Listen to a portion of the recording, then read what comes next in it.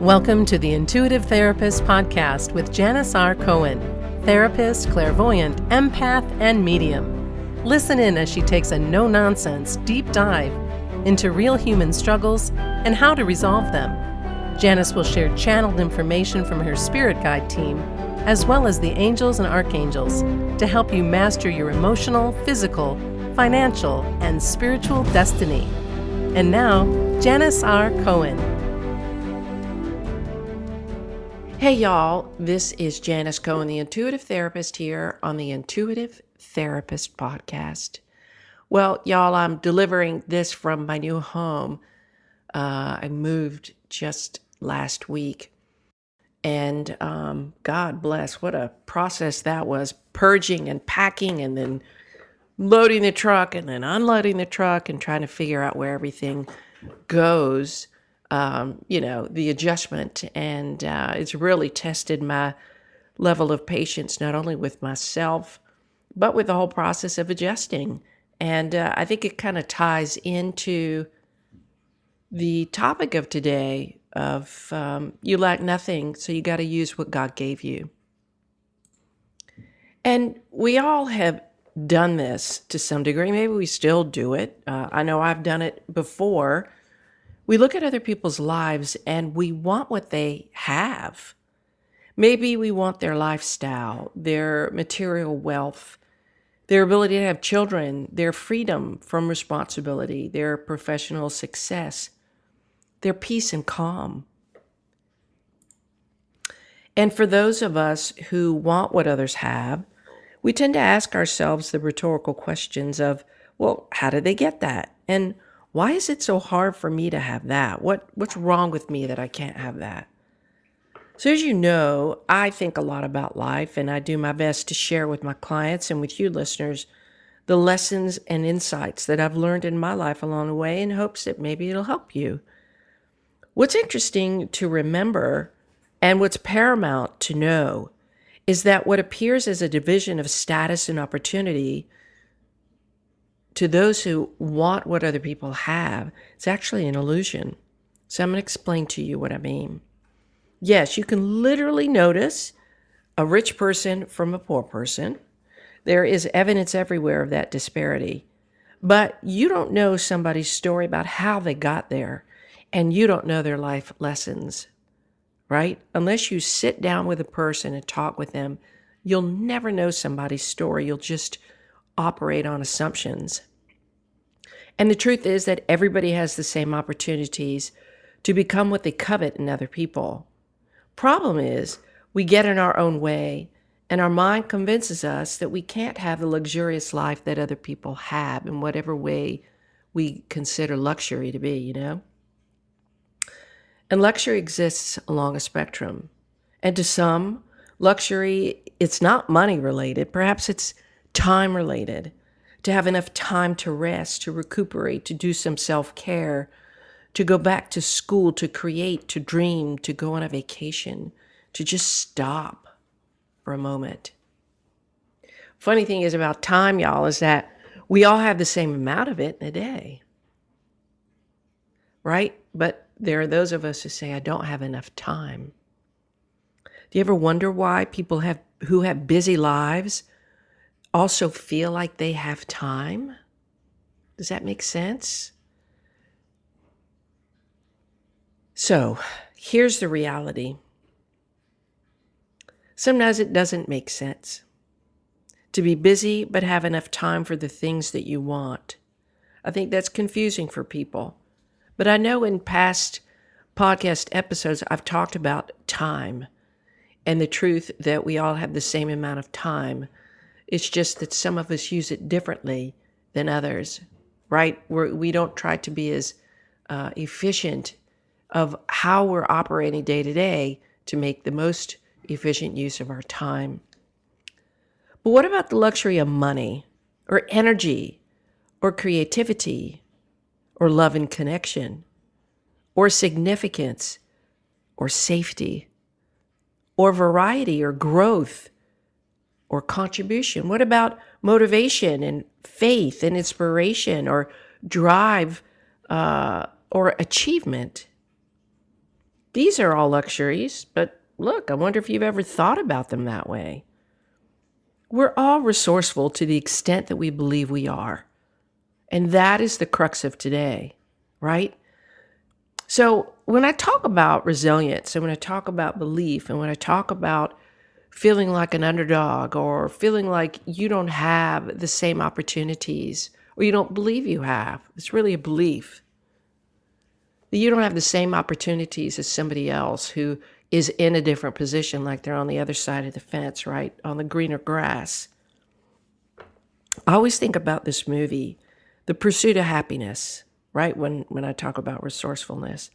If you've not watched that movie, I highly suggest you do. It fits very well with today's episode called You Lack Nothing, Use What God Gave You. So in short, the movie is about a man who has struggled to make ends meet. His wife leaves him and he assumes custody of his young son because he knows that A, he's not going to give up his rights. And he knows that his wife, soon to be ex-wife, really kind of isn't necessarily fit to work all the time that she needs to work and parent their son. So Will Smith is the lead character and his real life son Jaden plays his on-screen son. So Will Smith's character traverses all the avenues he can to sell his machines to doctors. And right now I can't remember what kind of machines they were, but I think it was to medical doctors. But he continues to run into obstacles. Oh, and by the way, this movie is based on a true story. So one day he decides to change his life. So he decides that getting into investments is the way to go, but he didn't know anything about investments. But he knew he wanted to learn. He knew that was his way out. So here's a guy who's lost everything except for his son and his last machine to sell. And he wears the one suit, the one white shirt, the one pair of shoes that he has to be a part of this 6-month free, unpaid internship. And he works his ass off to secure a spot in this investment company. So he's working for free. He has nothing, and he's hoping to make the cut. By night, he's sleeping at homeless shelters and in underground train bathrooms, all the while taking his son with him, trying to find care for him. He persists, hustles, and he works for 6 months interning for this company, hoping to be the one person who's picked for this open position out of, 60 other people. They choose one. So at the end of the 6-month internship, the movie shows that he's called into a meeting room where many white businessmen sit around a conference table. And he's chomping at the bit, as you could feel how his heart is palpitating, right? Because he knows that he is one decision away from his life changing drastically, either way. But that decision isn't his to make. It's all of these white established men who live in security and safety while he secretly lives in homelessness. And by the way, he is a black man. As he sits and listens to this one man speak to him, he begins to tear up. This guy was a partner. You could feel it. They've noticed his hard work, his hustle, and they've noticed how well he did on his exam. And they paint the picture for him that he might be chosen, but he's in a slew of viable options. And you could feel the tension and the hope sitting on top of his chest. You could see his breathing, waiting for the decision that will change his life. Finally, the man says that they would like to hire him, that he was the one they wanted. And you could feel this deep relief. He did it. He won. He overcame. He had nothing material to show for himself. especially compared to all these men around that table and all of the other men who were also in his unpaid internship, who had clean clothes, food to eat, new shoes, and places to rest at night. But he had everything. He had his desire. He had his mind. He had his drive. He had his hunger to figure it out. He was committed to ending his struggles. And that's why he won. To accomplish anything, you need to have a big reason why. You need to have your big why. And you need to be striving for something in order to get it. You need to know exactly what you want and why you want it, to call it in and to take the actions necessary to achieve it. And everybody has the opportunity to gain clarity on their big why. This is the key to success. A, realize why you want something and understand that the big why has to be compelling enough that you are so fucking hungry for it that you'll do whatever it takes to get it. And the big why is connected to what you want to feel, not what you want to get. Because the truth is, we're all driven by our emotions, right? So I've talked about this before. You can get all these kinds of material things, and the high that you get from getting them isn't because of the thing itself. It's the feeling you get from having it, right? So plain and simple, you want money? Why? To feel free. You want somewhere to live? Why? To feel safe and secure. You want a loving relationship? Why? To feel connected and loved, cared for, protected. You want fame and status? Why? To feel significant, important. You want to learn something? Why? To experience a sense of growth. You want to make a difference in the world? Why? To feel like a valuable contributor, like you matter. Whatever you want, you can have. You just have to get right with yourself about why you want it. I was talking with a friend the other day who had an aha moment in meditation. She'd been working diligently to call money in, but hasn't been able to get back to the prosperity that she once knew. What she realized is that she wasn't motivated by the reason she thought she was. So she thought she was motivated by a reason that would bring in what she asked for, right? To feel free, to be able to give back. And those are wonderful motivations. Her underlying motivation, though, the one that was really truly blocking her abundance, was that she wanted to prove others wrong. So, unbeknownst to her, she realized that her motivation wasn't pure. It was kind of pretty murky. So have you ever experienced this? Have you ever realized what blocks you have from having what you want? Right? You ever realize, I'm sure we all think about this. We're like, hey, we really want something. Something's getting in the way. It's not materializing as quickly as we want to. Something's in the way, but I don't know what it is. And the truth is, it's not often what you think it is. It's oftentimes, there's a reason underneath the motivation that you think you're operating from. And the truth is, the reason why things aren't happening as quickly as you would like them to happen is that there's a conflicting feeling, right? You say you feel one way, and but the truth is, you feel desperation, anger, resentment. Maybe you're still living in the childhood trauma emotions that you have, or you're conditioned as you grew up. You've been conditioned to believe certain things about your worthiness or your deservedness. And any of these things are going to get in the way and stop you in your tracks from getting what you want. So you got to get to what's underneath. And Will Smith's character in the movie The Pursuit of Happiness was motivated by only these two things. to show his son what his father was capable of, and to create a sense of safety and security for both of them.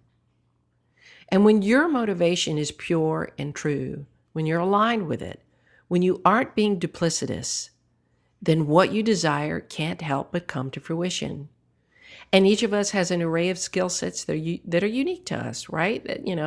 That said, if we use them as a means to an end, the end being the feeling state that you truly want, then you can achieve what you want. That's what the man in the pursuit of happiness, and I'm sorry, I'm blanking on his real name. That's what he did. He kept that front and center. The true reasons, the true motivating whys, the big factors about why he wanted to achieve this sense of accomplishment and greatness. Truth is, Source has given each of us a beautiful blueprint to work with, even if you lived a tough, hard life.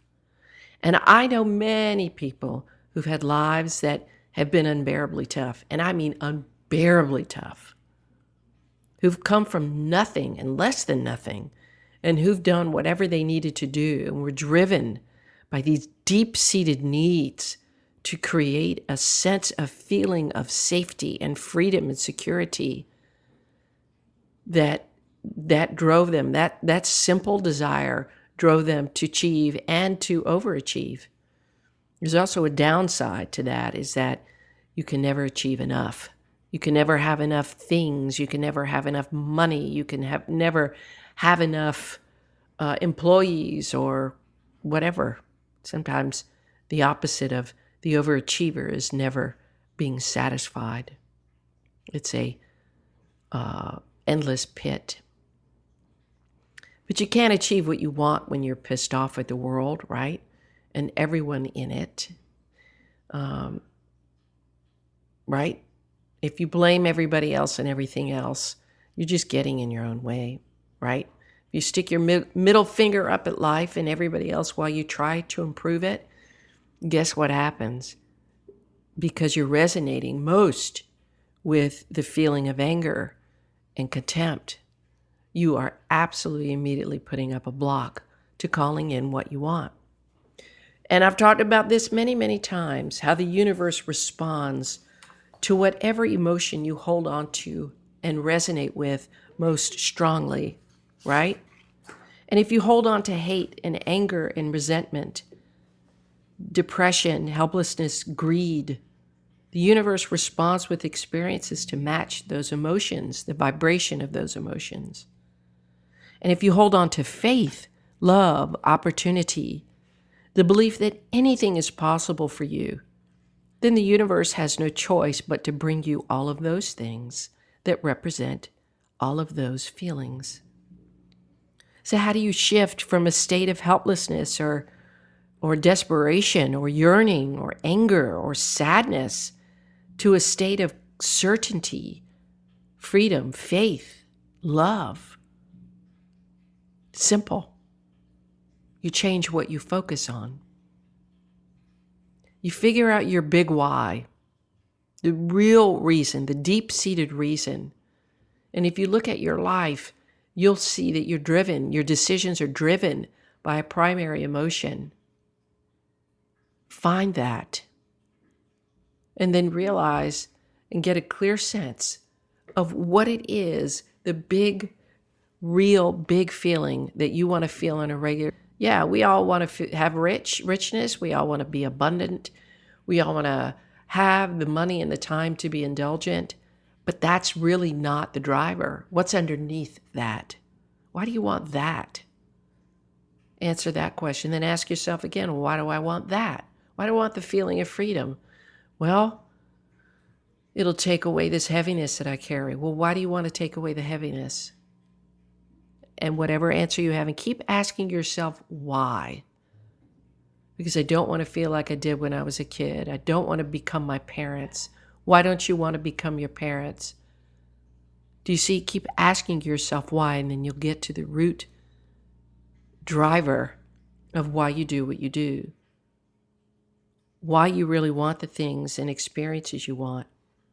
And here's also what I want you to think about when you change your focus. You get clear on your big why. And then I want you to take a few additional steps. I want you to think about what the benefits are if you get these things, okay? Then I want you to think about what are the benefits others might experience from you having the things you want. And then I want you to think about what the benefits to the world would be if you achieved what you wanted to achieve and had what you wanted to have. I want you to go out that far. So you start with your benefits, other people's benefits, the world's benefits. How would the world be a better place because you feel happy, free, loved, safe, excited, motivated, inspired every single day of your life? How would that change the world? How would that change others? How would that change you? These are the things you have to focus on. Get out of focusing on you. That's why you're not accomplishing anything. Get out of focusing on you. Or not. It's up to you how you want to live your life. You can stay in a nasty place, or you can decide to believe in your own ability to figure things out. You can decide to change your focus, or you can decide to stay in a woe is me state, right? So you got to have the proper motivation to be able to change your focus. It's got to be worth it to you. That's why you got to get to your big why. Okay? So identify what you want and why you want it, your big why. Then watch the plan unfold once you get clear. And it's going to be a different plan than what your mind has thought of until now. Trust me, that's kind of how the universe works. Our minds are so limited. It's funny. Our minds can only, it can only imagine so much. And then the universe always gives us better. And we're like, holy shit, I can't believe got this. That's even better than I ever imagined, right? So you decide what you get. You get to choose and decide. Do you remember several podcasts ago, I gave you, it's called These 7 Words Will Change Your Life. I think that's what it's called. And the 7 words are, I choose to know and believe that. I choose to know and believe that. And then you just keep filling in the blanks. I choose to know and believe that my big why is clear. I choose to know and believe that I can achieve what I want. I choose to know and believe that today is a good day. I choose to know and believe how blessed I am because I woke up. Okay? Keep finishing that sentence. And you tell the universe with utmost certainty what you want. And have unwavering faith that you'll have it, that it already belongs to you. So you get clear on your why and the ripple effect benefits of having it on others and the rest of the world. And then you take guided action, the hunches, nudges, and even the very clear steps that are in front of you. And you'll get better back more than you ever imagined. Nobody is resourceless. No one has it better than you. You have what it takes to succeed. So use what God gave you. Your toolbox is filled with resources if you would just open it. If you would just see yourself as lacking nothing. None of us lack anything. And truth is, I believe in you. I have faith in you. And I love you. And I send you love. And I know that some of you are looking at your life, your bank account, your apartment, your car, your whatever your current circumstances are, and you're saying, well, she has no idea how bad I got it right now. And I'm saying, I get it. And yes, I do. And I also know, just like in the movie The Pursuit of Happiness, you can overcome. Figure out your big why, the feeling you want to feel, and then follow the guided nudges. And ladies, if you're ready to step into that next phase of your life, step into alignment with your big, true your true big why and get clear on what your path is, to figure out that, then you're going to want to attend my free 3-part live mini course called Destined for More. It's a mini series. And to register it and the course, the mini series, type in this URL: https://janisrcohen.com/destined. I'll give it to you again. https:// that's just the 2 dots,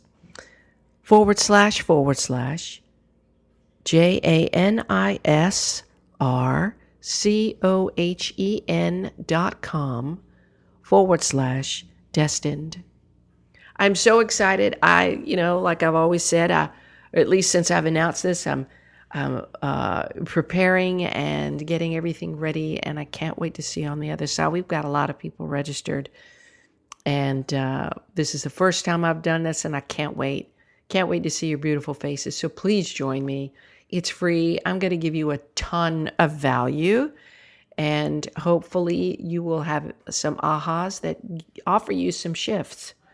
So https://janisrcohen.com/destined. I wish you a wonderful day, a blessed week, and as always, live intuitively. Thanks for listening to The Intuitive Therapist. If you like what you heard, the best compliment you can give us is to share this podcast with a friend. And be sure to give us some stars and a favorable review at Apple Podcasts or wherever you listen in.